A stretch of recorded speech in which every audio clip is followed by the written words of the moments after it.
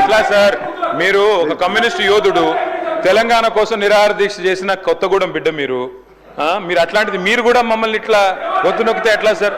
ముఖ్యమంత్రి గారు అంత ఫ్రస్ట్రేషన్ లో అంత ఆవేశంలో అంత ఆవేశం అంత అయ్యో పదవిలోకి వచ్చిన తర్వాత కూడా ఇంత ఫ్రస్ట్రేషన్ నా జీవితంలో ఎవరిలో చూడలేదు సార్ నేను.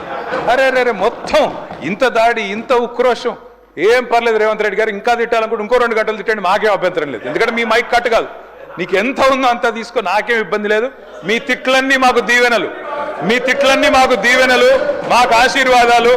మీరు ఎంత మాట్లాడితే మాకు అంత మంచిది. ఎందుకంటే మీ వల్ల ఖచ్చితంగా ఇంకొక 20 ఏళ్ళు కాంగ్రెస్ ఓటేయాలంటే ఎవరైనా భయపడే పరిస్థితి తెలంగాణ మొత్తంలో వస్తున్నది. మీరు పోయి ప్రచారం చేశారు, మహారాష్ట్రలో ప్రచారం చేశారు, హర్యానాలో చేసినారు, ఢిల్లీలో చేసినారు, అద్భుతాలు సాధించారు. మొన్న పోయి ఎమ్మెల్సీ ఎలక్షన్లో కూడా చేసినారు. 57,000 ఉద్యోగాలు నేను ఇస్తే నాకు ఓటేయండి అన్నారు. వేసినారా ఓట్లు మీకు? అందుకే అంటున్నారు రేవంత్ రెడ్డి గారు రంకెలతో ఏమి రాదు, ప్రతిపక్షాల మీద దాడి చేస్తే ఏం కాదు. అధ్యక్ష మీరు వచ్చిన తర్వాత అధ్యక్ష పెద్దవాగు 2 సార్లు కొట్టుకొని పోయింది, సుంకిశాల కూలిపోయింది.